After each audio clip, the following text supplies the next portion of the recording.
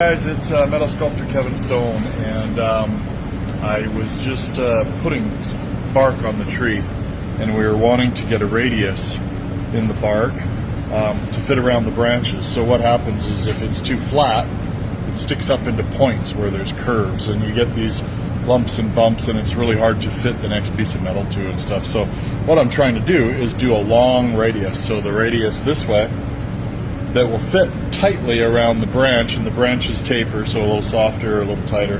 And you know, I was putting it in the triple roll and rolling it, and you know, putting it between the rollers and pounding it a little bit with a rubber hammer.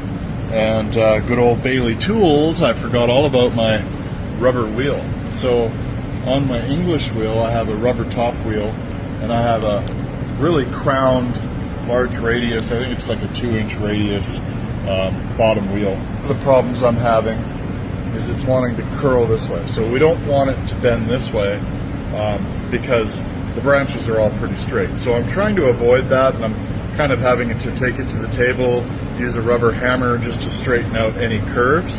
But what happens is this gives it a bigger radius. So you can see the radius in the middle, but it's flat on this side. So I'll just run off to the side, I'll run off to the side, and this one's not too bad. Maybe I'll run off in here.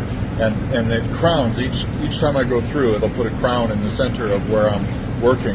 And because it's such a wide radius, it'll actually just finish off with the whole thing having a nice smooth radius. And it's fitting to the tree really well.